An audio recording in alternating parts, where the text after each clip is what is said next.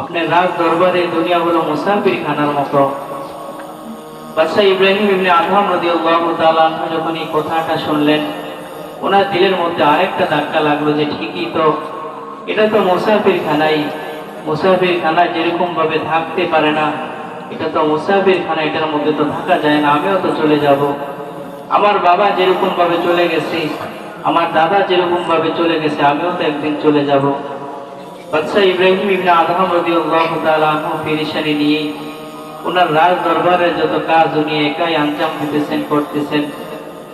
কিছুদিন পরে উনি ওনার একজন বাদী ছিল, ওই বাদী কি রাজ দরবারের সমস্ত কাজ শেষ করে বাদশাহ বলতেছে, বাদী তুমি আমার ঘরের মধ্যে যাও, রুমের মধ্যে যাও, গিয়ে আমার বিছনাটা একটু সুন্দরভাবে বাজাও, আমি এসে বিশ্রাম নিব। তো বাদশাহ ইব্রাহিম ইবনে আদহাম রাদিয়াল্লাহু তাআলা যখন এই কথাটা বললেন, ওনার বাদী সঙ্গে সঙ্গে ওনার ঘরের মধ্যে প্রবেশ করলেন, রুমের মধ্যে প্রবেশ করলেন। গিয়ে বাদশাহ ইব্রাহিম ইবনে আদহাম রাদিয়াল্লাহু তাআলা বিছনাটা সুন্দর করে বাস করলেন। বাস করে উনি বলতেছে, উনি ভাবতেছে যে বাদশাহ ইব্রাহিম ইবনে আদহাম এই চৌকির মধ্যে, খাটের মধ্যে দৈনন্দিন ঘুমায়, আর আমি বাদশার বাদী, আমি দৈনন্দিন এই বিছনাটা বাজিয়ে রাখি, বসিয়ে রাখি। আজকে আমি একটু শুয়ে দেখি এই বিছনার মধ্যে কিরকম আরাম। যখন বাদী বিছনার মধ্যে একটু সেট করার জন্য যখন শুইল, ওনার সঙ্গে সঙ্গে ঘুম চলে আসলো। কিছুক্ষণ পর যখন বাদশাহ ইব্রাহিম ইবনে আদহাম রাদিয়াল্লাহু তাআলা আনহু রাজ দরবারের সমস্ত কাজ শেষ করে যখন ওনার কামরার মধ্যে প্রবেশ করলেন, তখন দেখতেছি ওনার বিছনার মধ্যে ওনার বাদী শুয়ে রয়েছে। তো ওনার শরীরের মধ্যে, ওনার অন্তরের মধ্যে এরকম কষ্ট লাগলো যে আমি এরকম একজন বড় একজন রাজা, বলকের বাদশাহ ইব্রাহিম ইবনে আদহাম, কিন্তু আমার চোখের উপরে, খাটের উপরে শুয়ে রয়েছে একজন বাদী। এটা কি সম্ভব? এটা কি কখনো বরদাস্ত করা যায়? বাদশাহ ইব্রাহিম ইবনে আদহাম ওনাকে ঘুম থেকে উঠিয়ে দুইটা থাপ্পড় দিয়ে দিলেন, আর বলতেছে, তোমার এত বড় সাহস, আমি হলো একজন বাদশাহ, তুমি বাদশার খাটের মধ্যে শুইছ। ওই দুইটা থাপ্পড় খেয়ে বাদী তখন হাসাহাসি করা শুরু করলো। বাদশাহ ইব্রাহিম ইবনে আদহাম রাদিয়াল্লাহু তাআলা বাদীকে বলতেছেন, বাদী আমি তোমাকে থাপ্পড় দিলাম, তুমি তো কাঁদবা, তুমি কেন হাসো? ওই বাদী তখন বলতেছে, বাদশাহ ইব্রাহিম ইবনে আদহাম, আমি আপনার বিছানার মধ্যে শুয়েছি মাত্র 2 থেকে 3 মিনিট হবে।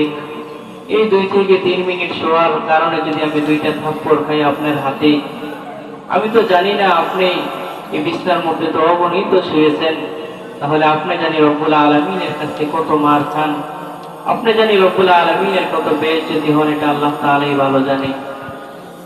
বাদশাহ ইব্রাহিম ইবনে আদহাম রাদিয়াল্লাহু তাআলা যখন এই কথাটা শুনলো, এখন ওনার মধ্যে পরিপূর্ণ ভয় চলে আসলো রব্বুল আলামিনের।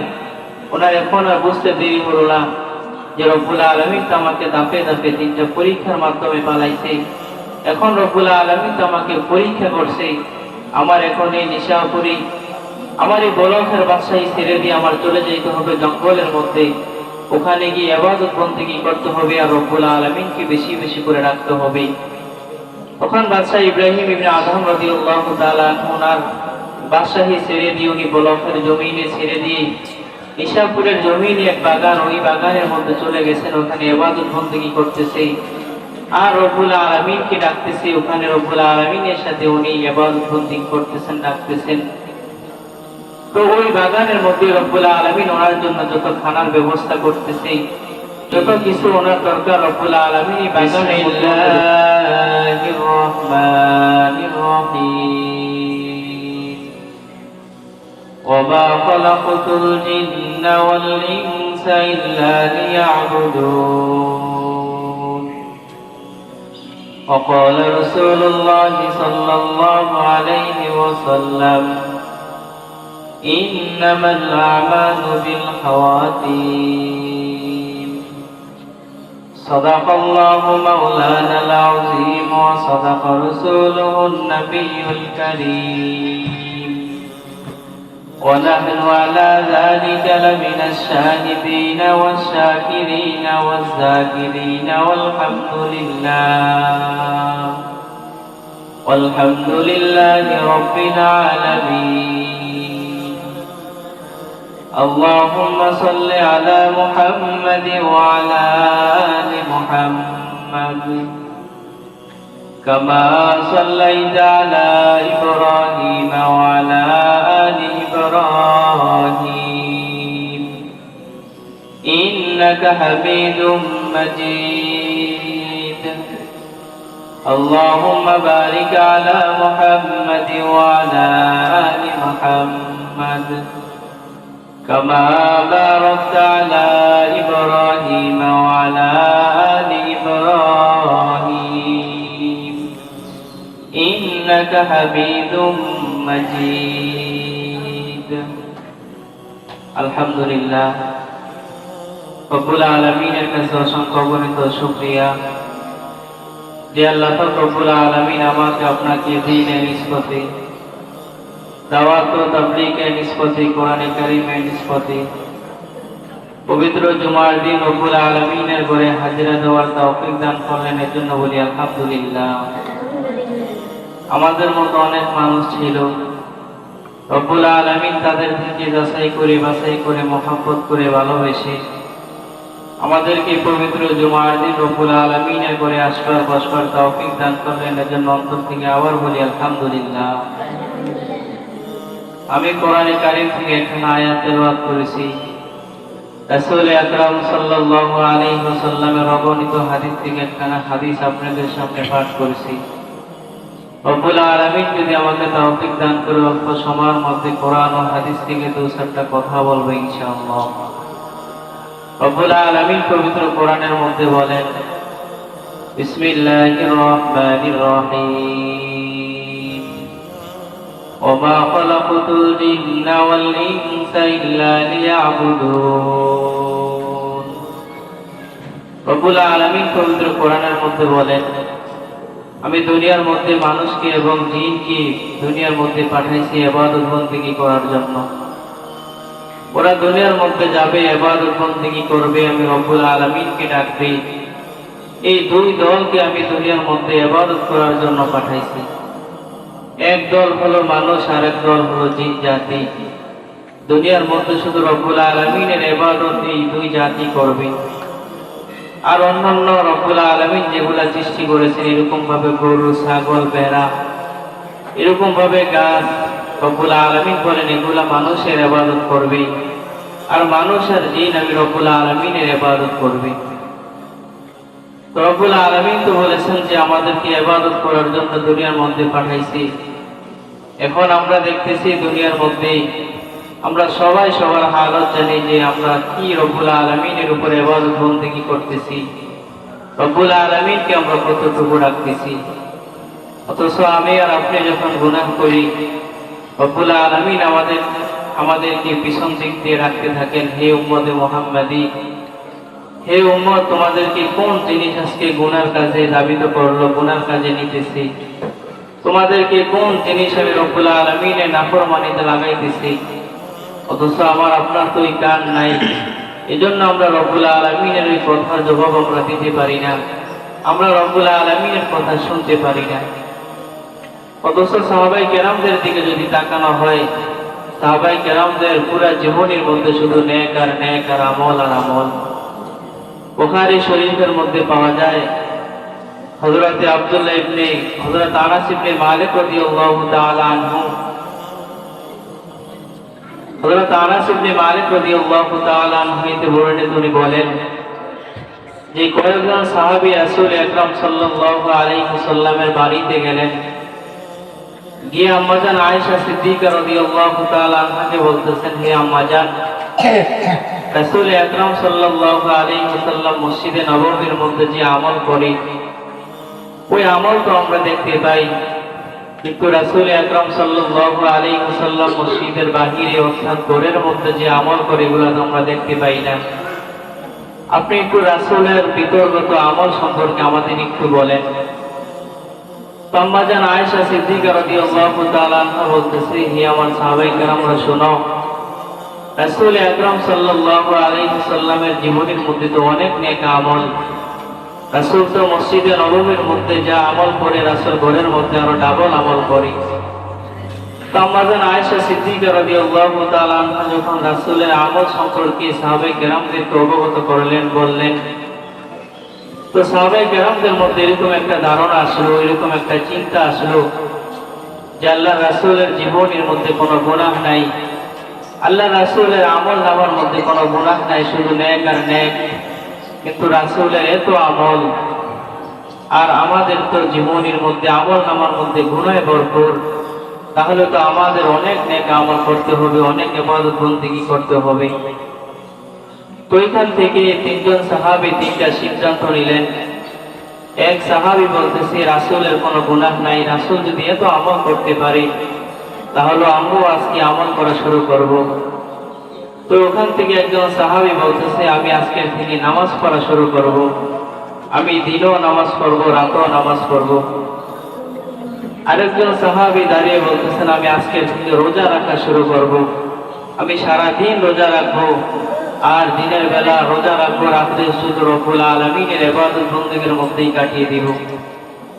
আরেকজন সাহাবী বলতেছে আমি আজকের থেকে মহিলা থেকে বিরত থাকবো, বেঈন নারী থেকে বিরত থাকবো, অর্থাৎ আমি আজকের থেকে কোনো বিবাহ শাদী করব না। এই সাহাবায়ে কেরাম যখন তাদের এই তিনটা সিদ্ধান্ত নিল, পরামর্শ করলেন, রাসূল আকরাম সাল্লাল্লাহু আলাইহি ওয়াসাল্লাম কিছুক্ষণ পর ওই সাহাবায়ে কেরামদের সামনে উপস্থিত হলেন। রাসূল উপস্থিত হয়ে বলতেছে হে আমার সাহাবায়ে কেরাম, আমি তোমাদের থেকে রব্বুল আলামিনকে বেশি ভয় করি, আমি তোমাদের থেকে বেশি মুত্তাকি, কিন্তু আমি নামাজ পড়ি, আমি রোজা রাখি, আবার রোজা ভাঙি, আমি তো ইবাদত বন্দেগী করি।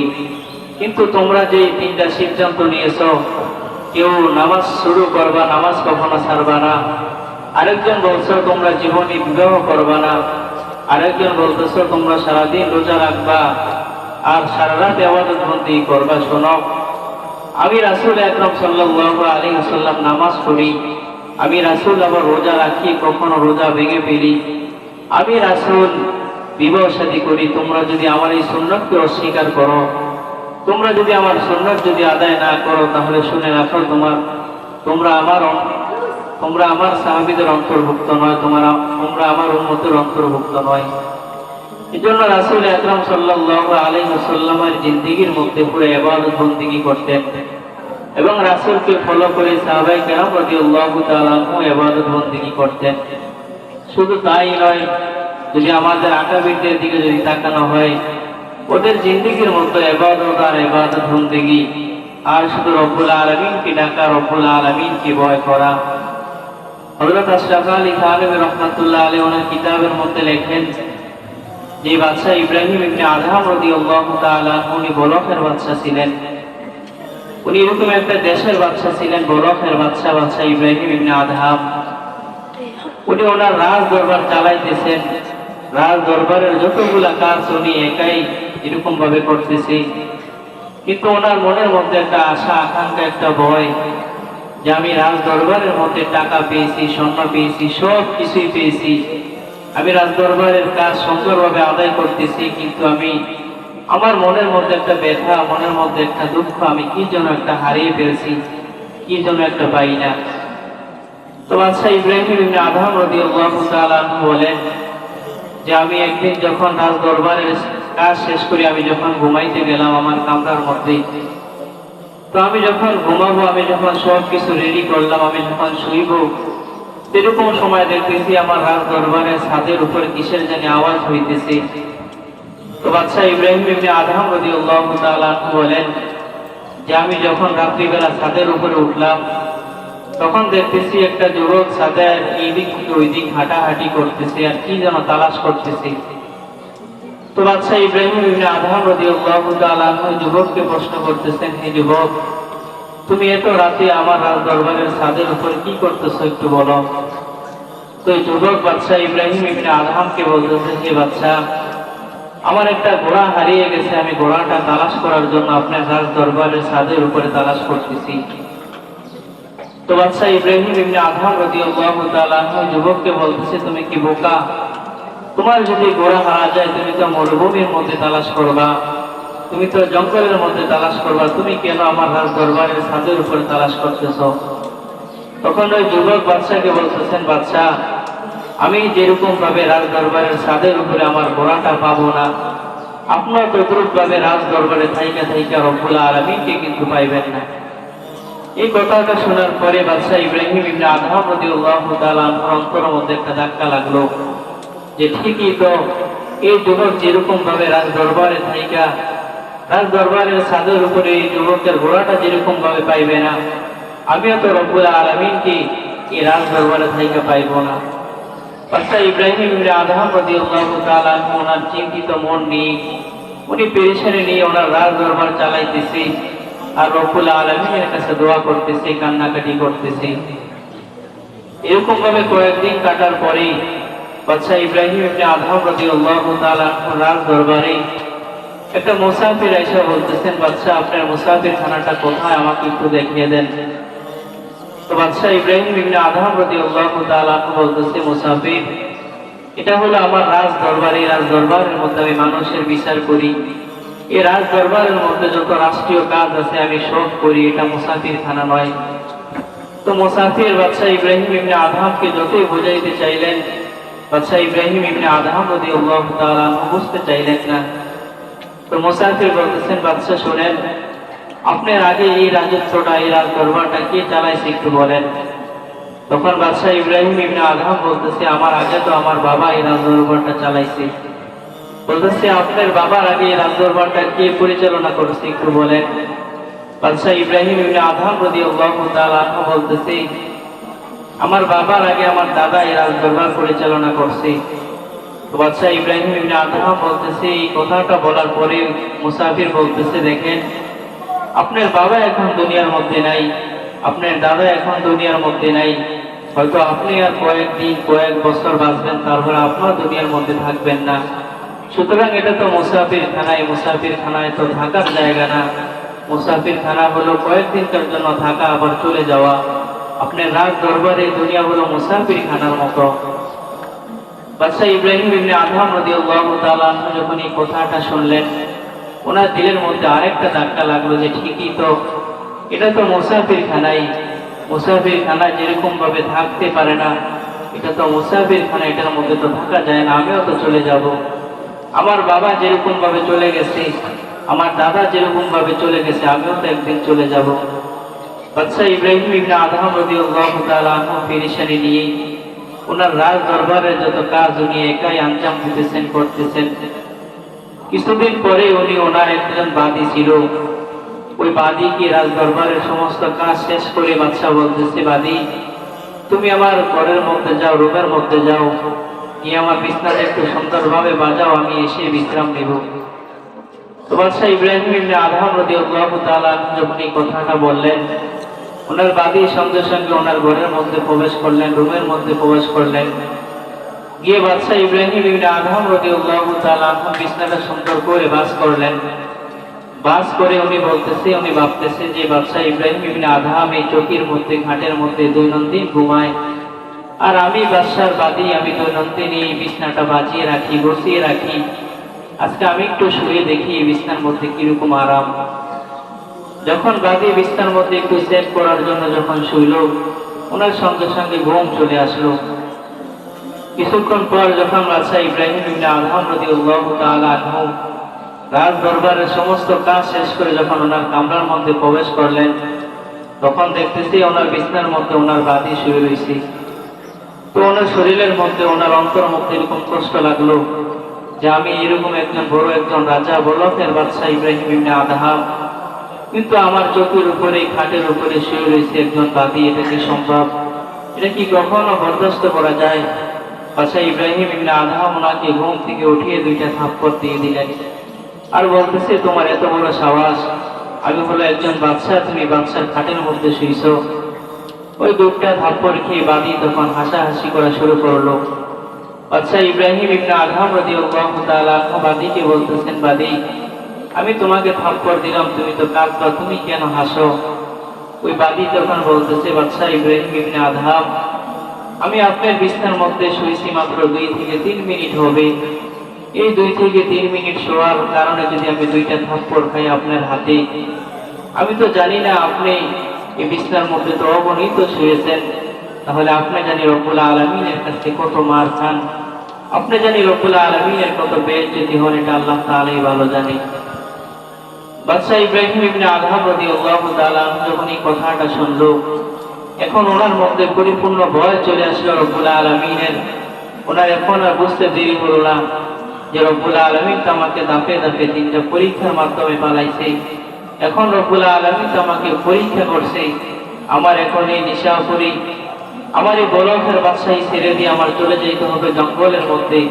ওখানে গিয়ে ইবাদত বন্দেগী করতে হবে আর রব্বুল আলামিনকে বেশি বেশি করে রাখতে হবে।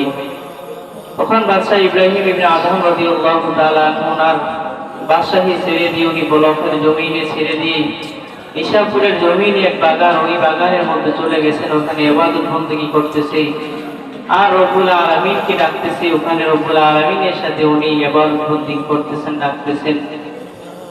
তো ওই বাগানের মধ্যে রব্বুল আলামিন ওনার জন্য যত খানার ব্যবস্থা করতেছে, যত কিছু ওনার দরকার রব্বুল আলামিন এই বাগানের মধ্যে ওনার ব্যবস্থা করে দিতেছে। তো আমরা যদি রব্বুল আলামিনের ইবাদত বন্দেগী করি, রব্বুল আলামিনের গোলামি করি, তাহলে আল্লাহ পাক রব্বুল আলামিন বলেন, হে উম্মত, তুমি যদি আমাকে ডাকো, আমার ইবাদত বন্দেগী করো, হালালকে হালাল, হারামকে হারাম মেনে যদি দুনিয়ার মধ্যে চলো, তাহলে আমি আল্লাহ পাক রব্বুল আলামিন তোমার যখন যেটা দরকার আমি আল্লাহ তোমাকে গায়েব থেকে ব্যবস্থা করে দেব। এজন্য আমল করলে রব্বুল আলামিনের ভয় আমার আপনার মধ্যে প্রবেশ করবে। আমল করলে রব্বুল আলামিনের চিন্তা আমার আপনার অন্তরের মধ্যে প্রবেশ করবে। এই পুরাটা পৃথিবী রাজত্ব করেছেন 4 জন লোক। 2 জন হলো মুসলমান আর 2 জন হলো কাফের। মুসলমানদের মধ্যে হলো একজন হলো হযরত সুলাইমান আলাইহিস সালাতু ওয়াস সালাম, আরেকজন হলো বাদশাহ যুলকারনাইন রাদিয়াল্লাহু তাআলা আনহু। তো বাদশাহ যুলকারনাইন রাদিয়াল্লাহু তাআলা আনহু মৃত্যুর আগ মুহূর্তে ওনার খাদেমকে ডাক দিয়ে বলতেছেন, হে আমার খাদেম, আমি যখন মৃত্যুবরণ করব তখন আমাকে সুন্দর করে গোসল করাইবা। গোসল করার পরে কাফন থেকে 2টা হাত বাহির করে আমাকে বাজারে বাজারে হাঁটাইবা এবং এলাকার মধ্যে আমাকে হাঁটাইবা, যেন মানুষ যেন এটা বুঝতে পারে যে বাদশাহ যুলকারনাইন পুরা পৃথিবীর রাজা ছিল, কিন্তু এখন ওনার মৃত্যু হয়ে গেছে। মৃত্যুর সময় 2টা হাত খালি নিয়ে উনি কবরের উদ্দেশ্যে রওনা করছে। তো বাদশাহ যুলকারনাইন রাদিয়াল্লাহু তাআলা যখন এই নসিহত করলেন, উনি কয়েকদিন পরে যখন ইন্তেকাল করলেন, ওনার খাদেম ওনাকে সুন্দর করে গোসল করাইলেন। গোসল করানোর পরে যখন বাদশাহ যুলকারনাইনকে ওনার খাদেম বাজারে বাজারে হাঁটাইতেছে, কাপড় থেকে 2টা হাত বাহির করে এরকম ভাবে এলাকার মধ্যে যখন হাঁটাইতেছিল, তখন বাজারের মানুষগুলা, এলাকার মানুষগুলা বলতেছে, দেখো বাদশাহ যুলকারনাইন রাদিয়াল্লাহু তাআলা পুরো পৃথিবীর রাজা ছিল। ওনার টাকার অভাব ছিল না, খানার অভাব ছিল না, কোনো কিছুর অভাব ছিল না, কিন্তু উনি ওনার মৃত্যু হয়ে গেছে। মৃত্যুর পরে ওনার হাতগুলা উনি বাহির করে বলতেছে, আমাকে আরো দাও, আমাকে আরো দাও। ওনার খাদেম তখন ওই লোকদেরকে ডাক দিয়ে বলতেছে, হায়রে বোকা, বাদশাহ যুলকারনাইন রাদিয়াল্লাহু তাআলা এই কথা বুঝাইতেছে না। বাদশাহ যুলকারনাইন এই 2টা হাত বাহির করার দ্বারা এটাই বুঝাইতেছে যে আমি পুরা পৃথিবীর রাজা ছিলাম, কিন্তু মৃত্যুর সময় 2টা হাত খালি নিয়ে আমি এখন কবরের উদ্দেশ্যে রওনা করছি। আজকে আমার আপন হবে। আমি যদি দুনিয়ার মধ্যে ইবাদত বন্দেগী করে থাকি, ইবাদত আমার আজকে আমার আপন হবে। আমি যদি দুনিয়ার মধ্যে নামাজ পড়ে থাকি, ওই নামাজ আজকে আমার আপন হবে। আমি যদি দুনিয়ার মধ্যে রোজা আদায় করে থাকি, রোজা রেখে থাকি, তাহলে দুনিয়ার মধ্যে আজকে আমার ওগুলাই আপন হবে। সেজন্য রব্বুল আলামিন বলেন, যে ব্যক্তি দুনিয়ার মধ্যে ইবাদত বন্দেগী করবে, যে ব্যক্তি দুনিয়ার মধ্যে আমি রব্বুল আলামিনকে ডাকবে, আমি আল্লাহ পাক রব্বুল আলামিন তার সম্মান তো বাড়িয়ে দিব, এবং আমি আল্লাহ পাক রব্বুল আলামিন তার যখন যেটা দরকার আমি আল্লাহ পাক রব্বুল আলামিন গায়েব থেকে ব্যবস্থা করে দেব, এবং আমি আল্লাহ পাক রব্বুল আলামিন তার দুনিয়ার মধ্যে সম্মান এরকম ভাবে বাড়াইব যে দুনিয়ার সব মানুষ তার কাছে